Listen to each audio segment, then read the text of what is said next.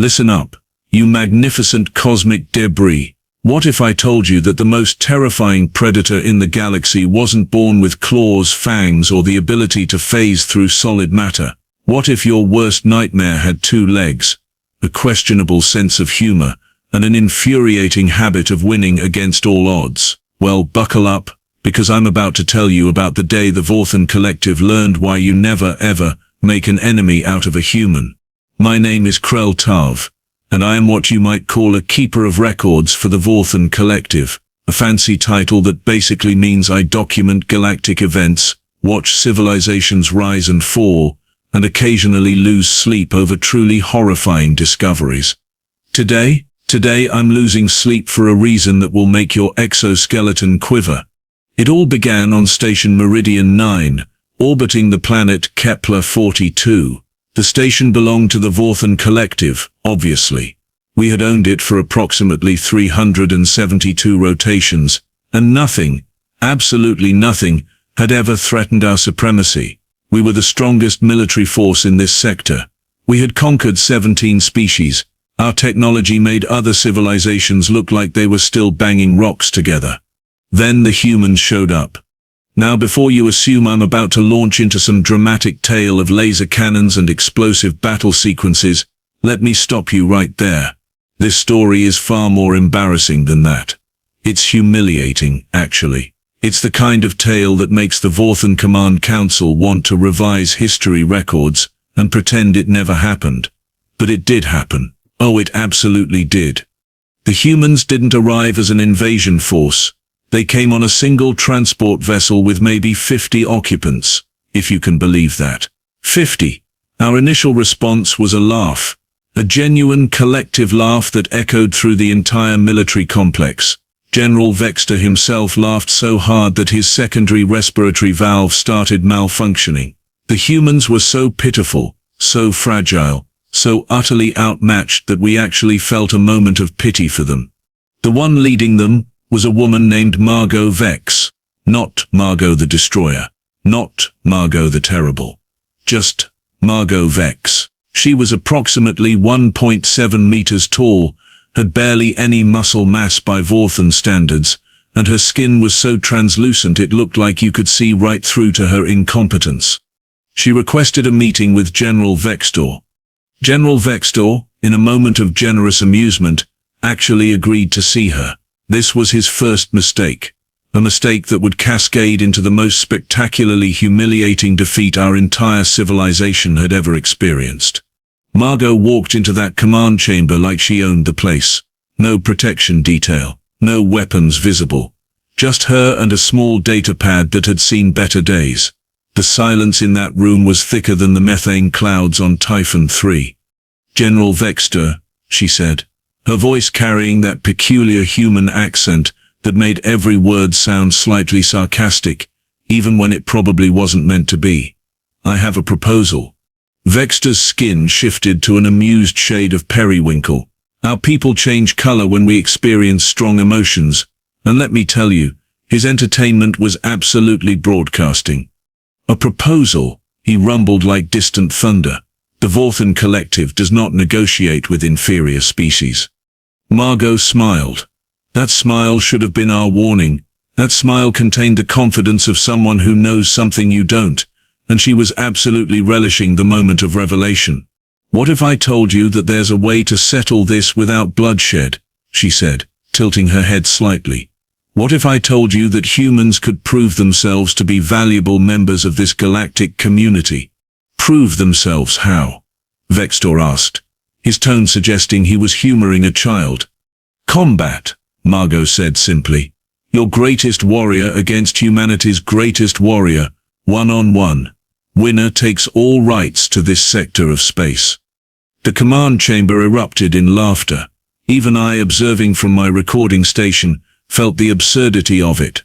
Vextor had personally defeated the Catax champion, a creature with 4 arms and a bite force equivalent to a planetary explosion. What could a human possibly do? Vextor agreed to the match. Of course he did. Why would he refuse? It was entertainment. It was a chance to crush an inferior species symbolically, just for fun. The combat arena was established within 48 hours. The Vorthan people gathered in massive viewing galleries, hovering above the crystalline battleground on anti-gravity platforms. There were approximately 2 million spectators. 2 million Vorthan citizens who came to watch their champion obliterate a pathetic human opponent. I had a front row seat to history. I just didn't know it yet. Vextor descended into the arena first. He was magnificent in a terrifying way. 4 meters tall, rippling musculature, chitinous plating that could deflect plasma fire, eyes that glowed with lethal intelligence. He had not lost a single combat match in 193 encounters. His reputation was absolutely deserved. Then Margot's chosen warrior entered. His name was Thomas Kane, and when I first saw him I thought there had been a clerical error. They had sent an older male human into combat against our apex predator. Thomas Kane had grey hair. Actually grey. In Vorthan society, this would indicate he was approaching the end of his biological lifespan. His body showed no visible augmentations, no technology enhancements, no defensive modifications of any kind. The viewing galleries went silent. "This is your champion," Vextor called out, his voice booming with contempt. "This is our champion," Margot confirmed from the observation deck, standing next to our sensors with the most infuriating expression of quiet confidence. And then something extraordinary happened. Thomas Kane raised his hands in what we recognized as a combat preparation stance. But it wasn't the stance of a warrior bred for battle. It was something older, something more fundamental. His body moved with a fluidity that seemed to defy his apparent age and physical limitations. "Let's dance," Thomas said, and his voice carried a warning wrapped inside a casual greeting. Vextor charged. It was a tactical mistake, the first of many he would make that day. Thomas moved. Actually moved. That was the truly shocking part. No human was supposed to be fast enough to avoid a direct Vorthan assault. The speeds we reached were theoretically beyond your kind's reactive capacity. Yet Thomas sidestepped with a precision that suggested he had trained specifically for this moment. The match began. And within 30 seconds, I realized something that made my recording sensor freeze in genuine fear. We had made a terrible, terrible mistake. The moment Vextor's massive clawed hand passed through empty air where Thomas Kane's head had been precisely 1 nanosecond earlier, I felt something shift in my understanding of cosmic hierarchy. The general recovered quickly, pivoting his massive frame with surprising agility for a creature his size. He launched another attack, this time a sweeping motion designed to catch any target within a 4-meter radius. Thomas ducked underneath it. Not just ducked. He flowed. His body moved like water responding to gravity, like he had spent his entire existence studying the physics of avoiding destruction. The spectators in the galleries were beginning to murmur now, their amusement transforming into something closer to curiosity. Or was it concern? With Vorthan, those emotions produced nearly identical color shifts in the dermal layers. Vextor was not amused anymore. I could tell by the way his skin had shifted to an irritated shade of crimson. "Hold still," the general snarled, and he began a combination assault that would have dismembered most opponents into 3 separate piles. His left arm struck downward. His right arm struck horizontally. His tail whipped around in a devastating arc. Every movement was calculated to eliminate escape routes, to compress space until no human could possibly survive. Thomas moved through those attacks like he was reading from a script he had already memorized. He twisted his torso at angles that should have snapped his spine. He rolled across the battleground with barely centimeters to spare. And most remarkably, he was smiling. Actually smiling, while dodging attacks that could crater mountains. "You hit like my grandmother," Thomas called out between movements. "And she's been dead for 40 years. The galleries erupted in something between laughter and disbelief. A human was literally trash-talking our greatest warrior during active combat. The audacity was almost impressive in its stupidity. Vextor, clearly frustrated that his opponent was not immediately dying, decided to escalate. He reached down and actually tore a section of the arena floor loose, a chunk of reinforced material weighing approximately 2 tons, and hurled it directly at Thomas, with enough force to obliterate anything biological. Thomas caught it. I'm sorry, let me rephrase that more accurately, because I'm still processing what I witnessed in my memory files. Thomas Kane, a human approximately 1/3 the mass of General Vextor, caught a 2-ton projectile traveling at lethal velocity, redirected his center of gravity to absorb the kinetic energy, and then threw it back at the general with considerably more accuracy than Vextor had managed. The projectile struck Vextor in his primary torso, and for the first time in recorded Vorthan history, I witnessed our supposedly invulnerable champion actually get knocked backward. The viewing galleries went absolutely silent. Even the sound systems that normally amplified crowd reactions seemed uncertain how to process what they were observing. 2 million Vorthan were collectively experiencing a moment of cognitive dissonance that would probably require significant psychological treatment afterward. Vextor staggered upright, breathing heavily through all 3 of his respiratory vents. His skin was now a furious shade of maroon, genuine anger. The kind of anger that precedes really spectacular violence. He charged directly at Thomas, abandoning all tactical considerations, abandoning patience, abandoning anything resembling a calm warrior's approach. This was rage incarnate. This was a 4-meter apex predator moving at speeds that my sensors barely registered properly. Thomas didn't try to dodge this time. Instead, he moved forward to meet the charge. Both combatants accelerated toward each other on a collision course, and I genuinely expected to witness a human get turned into biological paste. What actually happened was somehow far more brutal. Thomas pivoted his hips at the absolute last second, using Vextor's own momentum against him. His arm hooked around the general's neck with mechanical precision. The physics of what occurred next was almost beautiful in its elegance. Thomas used leverage that shouldn't have existed, manipulation of pressure points that the general's chitinous armor didn't adequately protect, and something he called out as he executed it. "Judo throw," Thomas shouted with obvious enthusiasm.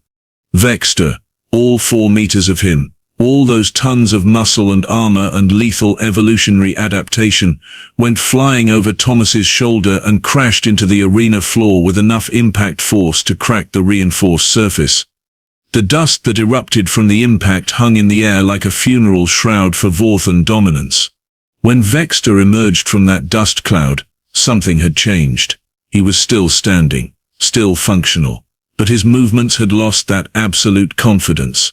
He was now fighting a human like he was fighting an opponent, not a prey animal, not an inferior creature, an actual opponent. The match continued for another 17 minutes. During those minutes, Thomas systematically dismantled everything Vextor threw at him, not through superior strength, not through advanced technology, but through something far more terrifying, through knowledge, through technique, through the kind of tactical understanding that came from decades of combat experience against literally every fighting style the galaxy possessed.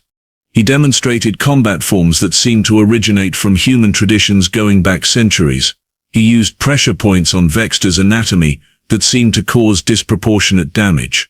He moved with an efficiency that suggested every motion had purpose, every step had calculation behind it. And he kept talking. "Your stance is too wide," he'd call out while executing a counter-move. "You telegraph your attacks like a solar flare," he'd shout while sidestepping an assault. "Come on, General, I've seen more aggression in a Venusian slime colony." He'd laugh while ducking underneath another desperate attempt at violence. The psychological warfare was just as devastating as his physical prowess. By minute 23, Vextor was exhausted, genuinely functionally exhausted. His attacks were becoming slower, more desperate, more prone to mistakes. Thomas was still moving with that infuriating fluid grace, still smiling, still talking, still appearing to be enjoying himself immensely.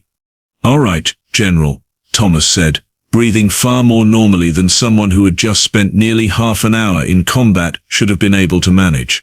"Let's finish this."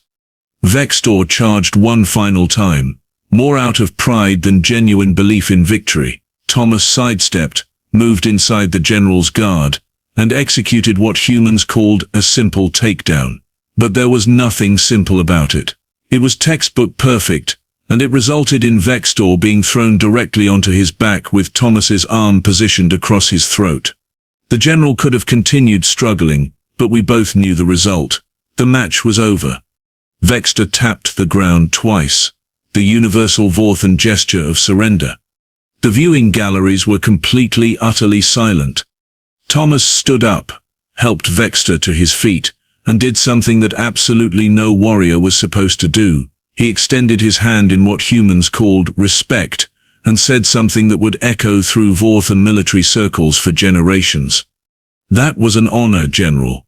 You're a worthy opponent. Humans respect worthy opponents." Margot Vex descended into the arena, and her smile was absolutely radiant with satisfaction. "I believe we have a deal," she said to General Vextor, whose skin had shifted to a color indicating shock mixed with profound humiliation. As I documented those events in my official records, one thought consumed my consciousness with terrifying clarity. We had not just lost a combat match. We had encountered a species that had evolved not for physical dominance alone, but for something far more dangerous. We had encountered a species that had learned to thrive through ingenuity, adaptability, and an almost supernatural ability to refuse defeat. We had made contact with humanity, and we had absolutely no idea what we should do about it.